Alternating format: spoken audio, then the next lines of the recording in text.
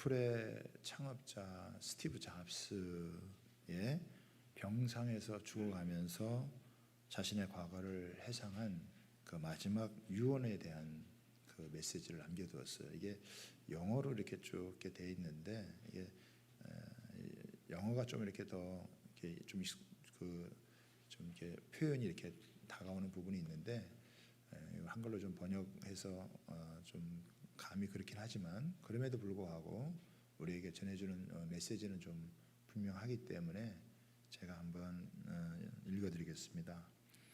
나는 사업에서 성공의 최정점에 도달했었다. 다른 사람들 눈에는 내 삶이 성공의 전형으로 보일 것이다. 그러나 나는 이를 떠나서는 기쁨이라고 거의 느끼지 못했다. 결과적으로 부라는 것이 내게는 그저 익숙한 삶의 일부분일 뿐이었다. 지금 이 순간에 병석에 누워 나의 지난 삶을 회상해 보면 내가 그토록 자랑스럽게 여겼던 주위의 갈채와 막대한 돈은 임박한 죽음 앞에서 그 빛을 잃었고 그 의미도 다 상실했다.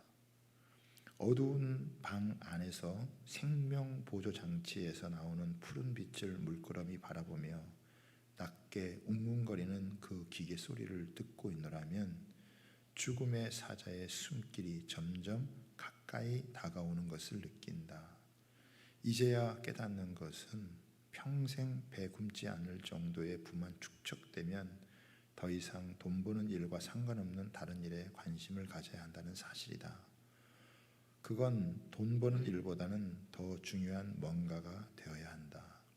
그건 인간관계가 될 수도 있고 예술일 수도 있으며 어린 시절부터 가졌던 꿈일 수도 있다.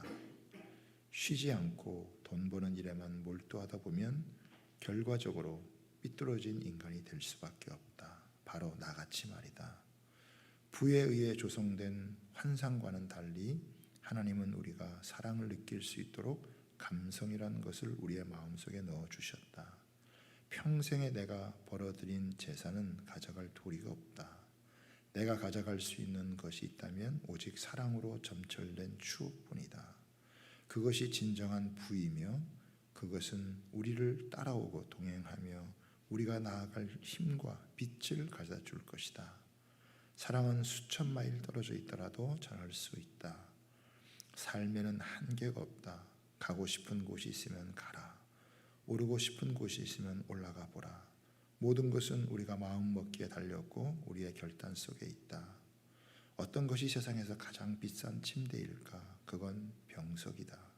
우리는 운전수를 고용하여 우리 차를 운전하게 할 수도 있고 직원을 고용하여 우리를 위해 돈을 벌게 할 수도 있지만 고용하더라도 다른 사람에게 병을 대신 앓도록 시킬 수는 없다. 물질은 잃어버리더라도 되찾을 수 있지만 절대 되찾을 수 없는 게 하나 있으니 바로 삶이다.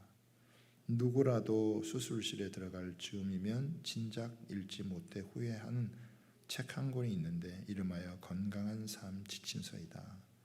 현재 당신의 인생의 어느 시점에 이르렀든지 상관없이 때가 되면 누구나 인생이란 무대의 막이 내리는 날을 맞게 되어 있다. 가족을 위한 사랑과 부부간의 사랑 그리고 이웃을 향한 사랑을 귀히 여겨라. 자신을 잘 돌보길 바란다. 이웃을 사랑하라. 예. 스티브 잡스는 최고의 명예와 부를 이룬 사람이었지만 죽음 앞에서 이 모든 것이 아무것도 아니라는 것을 깨달았습니다. 세상을 사는 많은 사람들이 하나님의 일에 별로 관심이 없고 자신에게 죽음이 찾아온다는 것을 망각한 채 허탄한 생각을 갖고 그렇게 살기에 바쁩니다. 예수님은 그런 사람들을 구원하기 위해서 제대로 된 삶을 살아가게 하도록 위해서 예수님께서 이 땅에 오셨습니다. 여러분, 왜 이 세상에는 의사가 필요할까요? 그것은 병들어 아픈 사람들이 있기 때문입니다. 왜 교사가 필요할까요? 배워야 될 학생들이 있기 때문입니다. 왜 경찰이 필요할까요? 시민들의 안전을 위협하는 도둑과 강도들이 있기 때문입니다. 왜 소방관이 필요할까요? 화재로 사람이 다치거나 죽을 수 있기 때문입니다. 왜 제자가 필요할까요? 왜 이 세상에는 제자들이 필요할까요? 주님의 제자들이 필요할까요? 그것은 천국과 지옥이 있기 때문입니다. 다른 모든 것이 다 중요하지만 예수님은 우리에게 천국과 지옥이 있다는 걸 알려주셨어요. 제자들이 미약하고 연약해도 이 소식을 전해줄 사람들이 필요했던 것입니다. 예수님이 하셨던 그 일을 제자들도 할 수 있도록, 예수님이 보여주신 그 모습 그대로 제자들도 그 일을 할 수 있도록 주님께서는 제자를 부르셨고 또 제자를 세우셨습니다. 이 일이 얼마나 중요한 일인지, 이게 얼마나 우리 인생 가운데 정말 필요한 일인지 주님께서 우리에게 이걸 보여주셨어요. 우리도 주님께서 중요하게 생각하신 것을 우리도 중요하게 생각하고, 우리도 한 사람 한 사람이 예수님의 제자가 되어야 되겠다라고 하는 그런 마음을 가지고, 우리가 지난해 코로나 시대였지만은 그럼에도 불구하고 우리가 모양을 좀 바꿔서 그룹으로 할 수 없으면 1대1이라도 우리가 예수님의 제자가 되고 제자 삼는 이 일은 어느 한순간 해야 되는 것이 아니라 평생에 걸쳐서 교회가 존재하는 한 계속해서 해야 되기 때문에 우리가 이 일을 해왔습니다. 근데 오늘 주님께서 어떻게 제자를 세웠는지, 이거를 오늘 이 본문이 우리에게 너무나 잘 알려주고 있는 그런 모습이에요. 예수님은 아주 중요하게 세 가지를 하셨는데, 제자들을 자기와 함께 거하게 하시고 또 전도도 하게 하시고 또 귀신을 내어쫓는 권능을 주님께서 행하셨어요. 오늘 이 세 가지를 다 다루기는 조금 시간상 부족하기 때문에 제가 첫 번째 것만 좀 집중적으로 다루도록 하겠습니다. 그러나 먼저 우리가 한번 성경을 한번 봐야 될 것은 13절에 한번 보도록 하겠습니다. 13절에 보면 이렇게 나오죠. 또 산에 오르사. 산에 오른다라고 하는 것은 예수님께서 중요한 일을 결정하실 때 기도를 하셨다라고 하는 것입니다. 누가복음에 보면은 밤이 새도록 기도를 하셨다 이렇게 이야기를 하고 있어요. 예수님은 정말 살인적인 스케줄을 갖고 계신 분이셨습니다. 새벽부터 밤까지. 그럼에도 불구하고 예수님께서 놓치지 않은 가장 중요한 것이 있었는데, 그건 뭐냐면 바로 기도하는 거였어요. 항상 하나님 아버지와 의논을 하는 겁니다. 예수님은 무슨 일을 할 때 단독적으로 결정하신 일이 거의 없으세요. 항상 기도를 하심으로 하나님께 의논을 하고 오랜 시간, 많은 시간을 기도로 보내신 거예요. 기도 없이 무엇을 한다고 하는 것은 상상할 수 없는 그런 일이셨습니다. 많은 활동에도 불구하고 예수님은 늘 이렇게 기도를 하셨어요. 기도에 실패하면 우리의 삶은 무너집니다. 기도해도 쉽지 않은데 기도 없이 뭘 한다라고 하는 것은 결국 얼마 가지 않아서 다 무너지게 되어져 있습니다.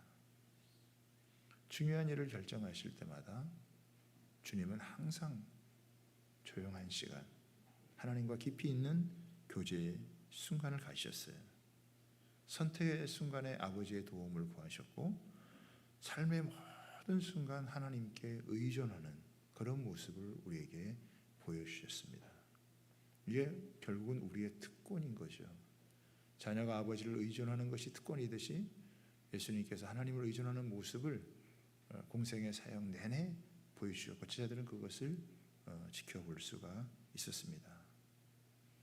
삶을 돌아보면 우리가 무능하기 때문에 실패하는 것이 아니라 성급하기 때문에 실패한다는 거예요.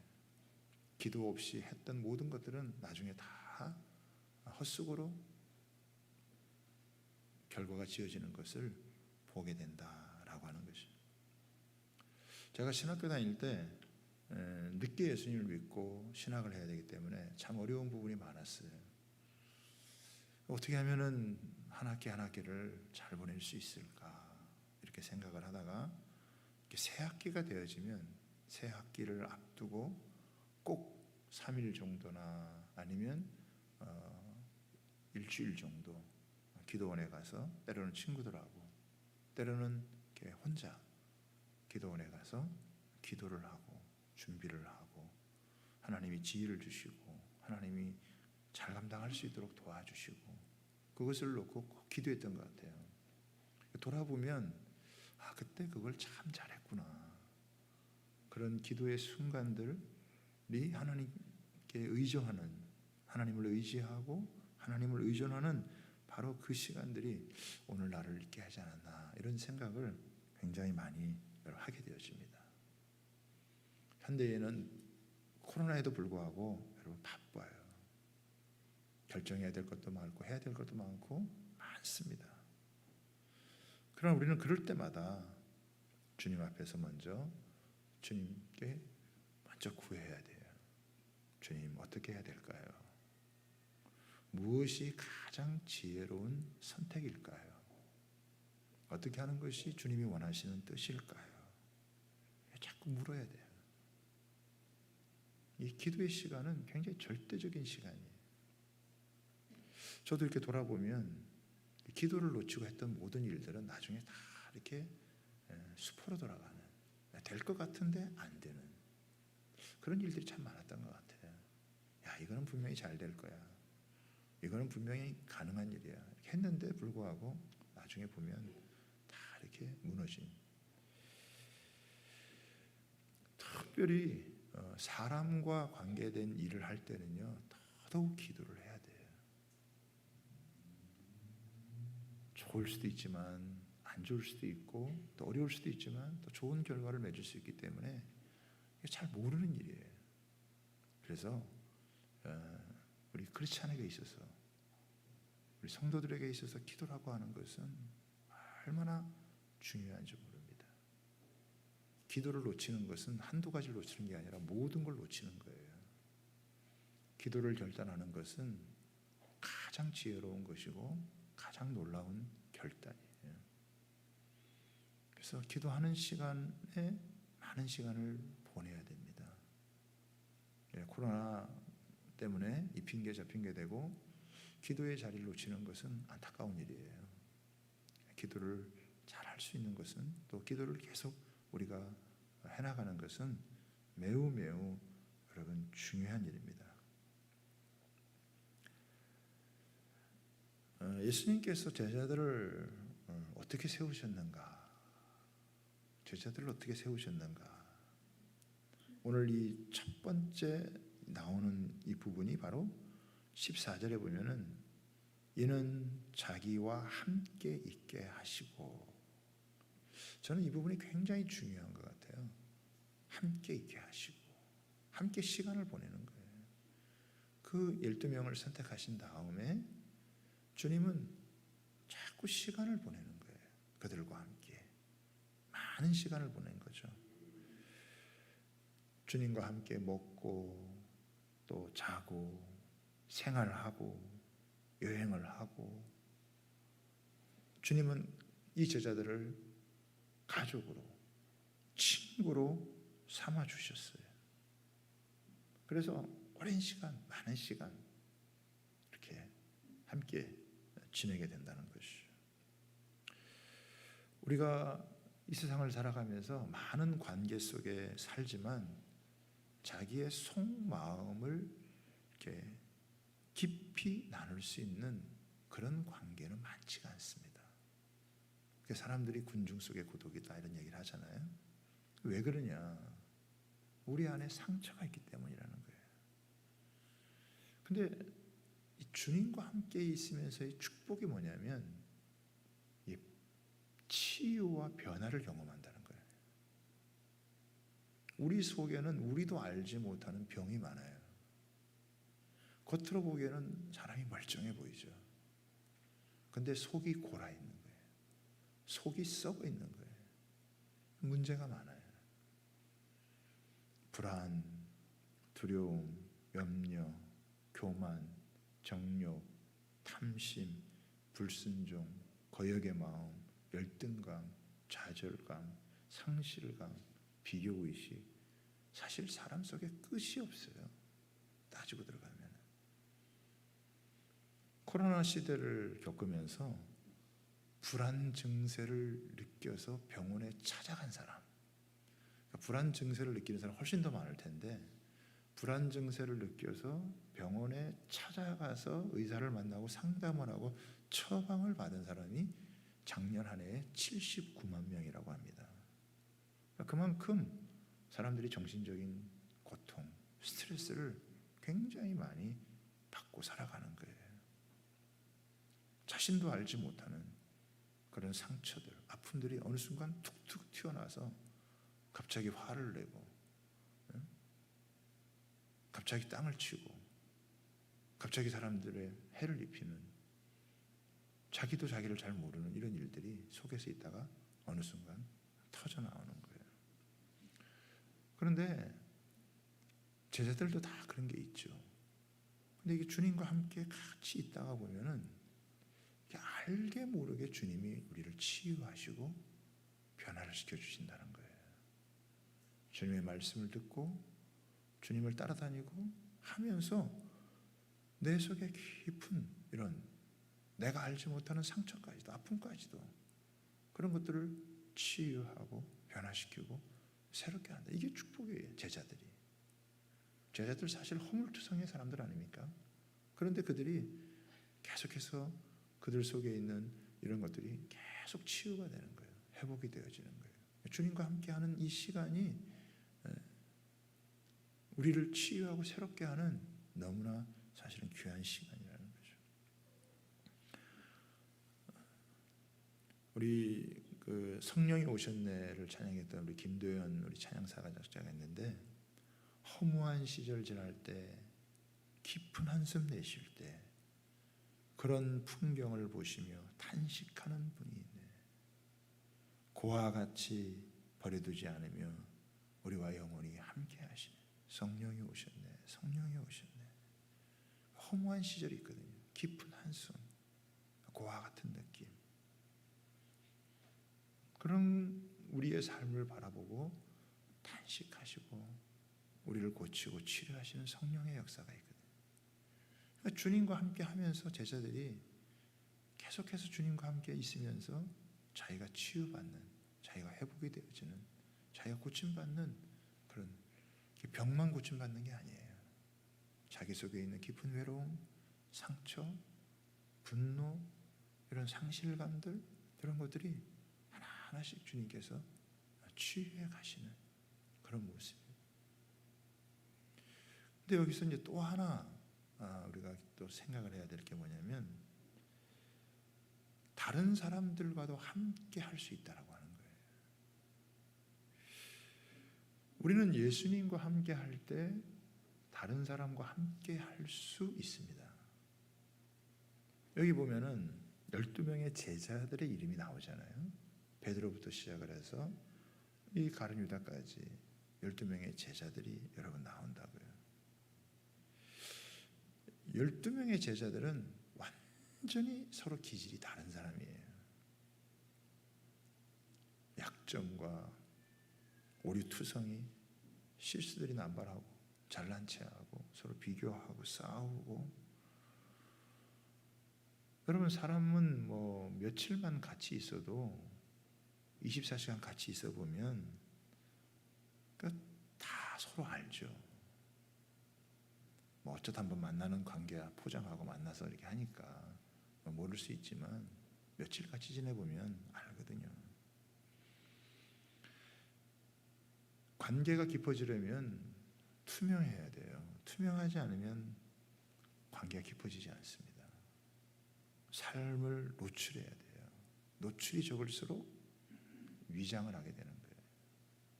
그래서 쇼 윈도우 부부들이 있잖아요. 겉으로는 멀쩡한 것 같은데 사실 들어가 보면 그게 아닌, 말은 그럴듯하는데 뒤에서는 딴짓하는 이런 게 많거든요. 서울의 인구 중에서 1인 가구의 수가 자꾸 늘어간다는 거예요. 왜 그러냐면 다른 사람하고 사는 게 어렵다는 거예요. 다른 사람과 함께 잘 지내는 게 힘들다는 거예요. 혼자 밥 먹고 또 혼자 모든 걸 행하는 거예요. 다른 사람하고 부딪히는 걸 싫어한다는 거죠. 그런 게 자꾸 늘어가는 그런 추세다라고 하는 거예요. 그런데 어떻게 이렇게 다른 사람들이 같이 잘 지낼 수 있을까? 어떻게 이 제자들이 이렇게 다른 사람들이 이렇게 함께 할 수 있을까라고 하는 거예요. 그것은 당신과 나 사이에 예수님이 계시면 된다는 거예요. 우리가 아무리 달라도, 아무리 서로 기질이 다르고 또 모든 것이 달라도 너와 나 사이에 예수님이 계시다면, 사실 예수님이 없으면 이 사람들은 같이 있을 수 있는 사람도 아니에요. 그런데 예수님이 그 가운데 계셔서 우리 사이에, 너와 나 사이에 예수님이 계시니까 그 예수님 때문에 같이 지내게 되어지는 거예요. 저는 구약을 보면서 굉장히 놀라운 것 중에 하나가 뭐냐면 그 약속이 사자와 어린 양이 함께 뒹구는 모습이 나오거든요. 전혀 기질이 다른데 동고동락하는 거예요. 이것이 하나님의 나라. 아까 우리 집사님이 간증할 때 한솥밥 공동체 되는 거죠. 같이 예수 그리스도의 살과 피를 먹고 마시면서 함께 생명을 나누는 그런 관계로 가는 거거든요. 여러분 생각해 보세요. 같이 사는 게 쉬운 일이 아닙니다. 우리 아들 하민이가 선교를 하러 먼 나라에 갔잖아요. 근데 가서 뭐가 제일 힘드냐 보면 팀을 이루는 게 가장 힘들다 이런 얘기를 해요. 여러분 한국에서 선교하러 멀리까지 갔는데 거기 가서 서로 안 맞아가지고 다투고 싸우는 거예요. 이런 일이 얼마든지 많아요. 어느 순간 포기도 하고 지내기도 했다고 그러더라고요. 그런데 계속 주님 안에 거하면서 주님 말씀과 찬양과 또 기도 가운데 계속 거하면서 그 갈등을 이겨냈어요. 지난주에 전화가 왔는데 요즘은 좀 어떠냐, 너무 안 맞아가지고 힘들다 그러는데 지난주에는 연락이 와가지고 아빠 그 관계의 갈등을 넘어서 가지고 지금은 관계의 축복을 누리고 있어서 사역이 확장되고 있다고. 너무 하나님의 좋아하더라. 너 그렇게 힘들다면서 어떻게 얘기했어? 근데 하나님께서 은혜를 주셔서 그런지 그냥 같이 지낼 수 있게 됐어요. 서로 소중한 걸 발견하게 되었어요. 여러분 부부가 함께 사는 것도요 쉬운 일이 아닙니다. 근데 하나님은 우리가 이렇게 부딪히고 이렇게 깎이는 과정을 통해서 우리가 성숙하게 하시는 거예요. 편안한 관계가 다 좋은 게 아닙니다. 나랑 다른 기질의 사람하고 부딪혀가면서 너무 힘들고 어려울 때 정말 기도할 수밖에 없을 때 그때 그러면서 변화가 되는 거예요. 그게 성숙한 거예요. 저는 5남매 중에 막내로 자랐어요. 막내의 기질이 있잖아요. 또 70이 넘은 형님이 계시고 누님들이 저보다 나이 차이가 많기 때문에 일찍 다 이렇게 결혼을 하고 저는 거의 독자처럼 자란 거예요. 막내 독자처럼 자랐기 때문에 저도 나름의 기질이 있어요. 근데 제가 어디서 많이 깨졌냐면 학교 다니면서 기숙사에서 많이 깨진 거예요. 4명, 6명 살아가는 그 기숙사 속에서 어떤 사람은 불을 일찍 꺼야 되고 어떤 사람은 늦게 자고 어떤 사람은 일찍 일어나야 되고 서로 다 다른 기질 속에서 그 부딪혀가면서 남자들은 특히 군대 가면 그러잖아요. 자기와 전혀 다른 그런 기질을 갖고 있는 그 사람들하고 함께 살아내야 되는 거죠. 우리 둘째한테 그때 군에 갔을 때 야, 뭐가 제일 힘드냐 그러니까 아빠 두 사람 때문에 너무 힘들다 그러더라고. 뭐가 힘드냐? 한 사람은 눈치를 그렇게 본다는 거예요. 그 눈치 보는 게 너무 티날 만큼 본다는 거예요. 한 사람은 눈치를 그렇게 보는데 눈치가 정말 없다는 거예요. 너무 눈치를 보는 사람하고 너무 눈치도 없이 살아가는 두 사람 사이에서 자기가 어떻게 해야 될지 모르겠다고. 그런데요, 그런 사람들하고 어울리면서 같이 지내는 법을 배우는 거잖아요. 그렇죠? 다 내 생각 같지 않구나. 다 내 마음 같지 않구나. 그런데 예수님이 없으면 그냥 돌아서면 끝이에요. 그런데 예수님이 계시면 어떻게 해요? 그 속에서 계속 예수님 때문에 우리가 함께 지내는 법을 배우게 되는 거죠. 그러니까 내가 예수님과 함께 거한다는 것은 나만 거하는 게 아니라 내가 거하면서 나랑 전혀 다른 사람들하고 그들을 품고 그들을 사랑할 수 있는, 그들을 이해할 수 있는 법을 넘어간다는 거예요. 저는 우리 교회 장로님이 세워지기 전에 1대1 하게 해서 얼마나 감사한지 몰라요. 까딱하면 장로는 목회자를 견제하고 목사는 또 어떻게든지 잡아서 하려고 하고, 그렇게 하면은 교회가 그게 제대로 돌아가겠습니까? 그런 교회가 예수님 때문에 만나서 서로 이해하고 서로 품어주고 서로 축복하고 세워서 제자들이 서로 사랑하는 그것 때문에 세상에서 사랑을 배워야 되는데, 그렇지 못한 모습이 너무 많아서 교회 실망하고 안타깝잖아요. 뭔가 좀 우리가 아는 것 같아도 모르는 부분이 많아요. 근데 같이 이야기를 나누고 말씀도 나누고 같이 이야기를 나누고 생각을 나누다 보면 이해가 되고 또 이 폭이 넓어지면 품게 되어지고 그러면서 같이 세워져 나갈 수 있다라고 하는 게 이게 얼마나 감사한지. 사탄은 분열의 영이잖아요. 모든 관계를 찢어놓는 거예요. 목사와 성도, 성도와 성도 사이를 찢어놓고 갈라놓고, 우리나라도 지금 사방팔방으로 다 찢어놓잖아요. 성령만이 우리를 하나로 묶고, 우리가 서로 다르지만 서로 필요한 존재고 서로 소중한 존재고 함께 세워가야 될 존재, 그거를 공동체를 이루어가는 거예요. 그게 예수님이 아니면 가능하겠냐고요. 그러니까 제자들이 변했다. 그게 무슨 뭐 성경 지식을 많이 알았다, 그게 아니고요. 다른 사람을 이해하는 폭이 넓어진 거예요. 아, 저 사람은 저런구나. 내 생각하고는 좀 다르네. 내 방법하고는 다르네. 남편이 아내를 이해하는 폭이 달라지고 아내가 남편을 이해하는 폭이 달라져요. 근데 그게 그냥 달라지냐고요. 때로는 부딪히면서, 때로는 싸우면서. 근데 그곳에 예수님이 없다면 완전히 찢어버리는 거죠. 우리나라가 이혼율이 크게 늘어났을 때가 주 5일제로 바뀐 다음에 맨날 일만 하던 남편이 집에 들어와가지고 있으니까 같이 부부가 못 견디는 거예요. 못 사는 거예요. 그래서 이혼율이 많이 늘었다는 거예요. 코로나 때문에 지금 어렵다 그래요. 사회적 거리를 둬야 되기 때문에 가정으로 모이는데 부모와 자식이 같이 있는 게 힘든 거예요. 부부가 같이 있는 게 힘든 거예요. 같이 있으면 좋아야 되는데 같이 있으면 싸우는 거예요. 같이 있으면 갈등을 하는 거예요. 근데 그 갈등의 중심에 예수님 계시면 극복한다는 거예요. 전혀 하나 될 수 없는 사람이 하나 된다는 거예요. 같이 기도하고 자기만 옳다고 하지 않고 용납하는 거, 이해하는 거, 이거를 배워가는, 그렇게 해서 공동체가 되어지는, 한솥밥 공동체가 되어지면 그것이 되기 전까지는 이 복음을 전하는 게 어렵다는 거예요.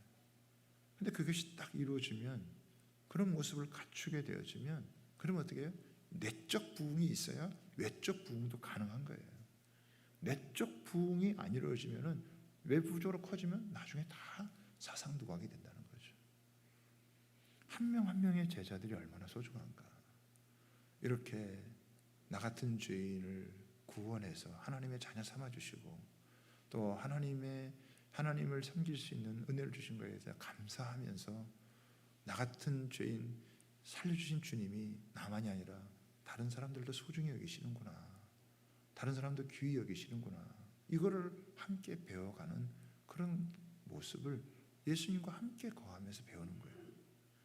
사실은 그 완전히 거룩하신 예수님하고 완전한 죄인이 같이 있는다는 것 자체가 불가능하지 않습니까? 그런데 예수님은 자기를 너무 낮춰주시고 우리를 높여주셔서 가족으로, 친구로, 너희를 다시는 종이라 하지 마라. 너희는 나의 친구다. 그러면서 이 제자들이 변화가 되는 거예요. 변화되고 또 새로워지고 자기의 상처, 아픔들, 그래서 있는 모습 그대로 자기를 내어놓고 다른 사람이 있는 모습 그대로 받아주고 그러면서 공동체를 이루는 모습을 가는 거죠. 기도도 옛날에는 다른 사람 바꾸는 기도를 많이 했다 이거예요. 저 인간 좀 바뀌어라. 저 인간 좀 달라져라. 이렇게 우리 통일을 위해서 기도하지만 북한도 맨날 북한 바뀌길 기도하고 근데 조금씩 철이 들고 할수록 다른 사람 바꾸는 기도가 아니라 내가 바뀌어야 그게 진짜 기도구나. 북한도 바뀌어야 되지만 북한을 품어낼 수 있는 우리가 바뀌어야 되는 게 진짜 기도구나. 그러면서 바뀌는 거죠. 그런 변화가 결국은 복음을 전하는 자로 가는 거예요. 이게. 그러니까 우리가 같이 이렇게 주님 앞에서 이 거하는 게 얼마나 이게 중요하냐. 우리 교회도 주님을 중심으로 해서 우리가 함께 만나는 거. 부부도 주님 안에서 만날 때 갈등이 있어도 갈등을 이겨낼 수 있고 또 성도도 서로 갈등이 있어도 주님이 우리 사이에 있다고 믿으면 그 이겨낼 수 있는 것이고 극복할 수 있는 거라는 거예요. 여러분 자기와 편한 사람만 하고만 있으면 결코 좋은 게 아닙니다. 우물 안에 갇히는 거예요. 하나님은 관계 속에서 우리를 다듬어 가시고요. 그래서 공동체가 없는 사람은 성숙할 수가 없어요. 관계 속에서 죽어질 수 있는 사람이 진짜 다른 사람을 살리고 세울 수 있는 그런 사역자가 되는 거예요. 예수님이 날 위해 죽으셨던 것을 내가 마음에 품고 내가 죽는 것이 다른 사람을 살리는 거구나. 이거를 자기의 삶으로 조금씩 이루어갈 수 있는 그런 사람이 제자예요. 교회 등록하면 다 교인이에요. 그러나 교인하고 신자는 달라요. 여러분 그냥 예수를 안 믿어도 교회 등록하면 교인이 되지만 그러나 예수님을 인격적으로 만나야 신자가 되는 거예요. 근데 신자와 제자의 차이가 또 있어요.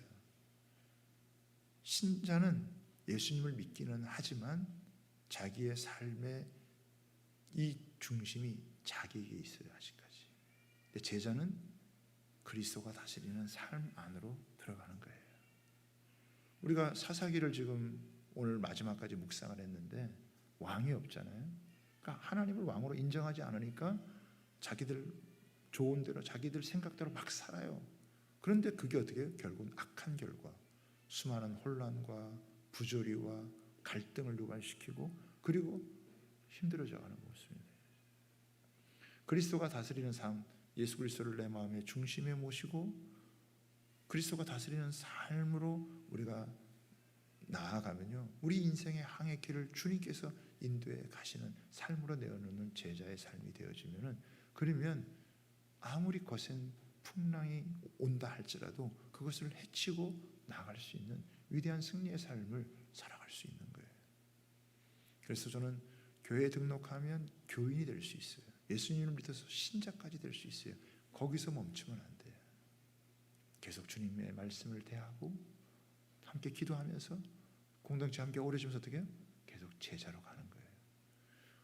정말 어떻게 보면은 결점투성이의 제자들이 나중에는 얼마나 빛나는 인생을, 얼마나 황홀한 모습으로 살아가는지 우리에게 보여주고 있잖아요. 그렇죠? 자기도 생각지 못했던 삶을 살아가는, 그 주님이 그렇게 빚어가는 그런 모습을 우리에게 보여주는 거예요. 지금 세상은요, 진짜 예수 믿는 사람들을 원해요.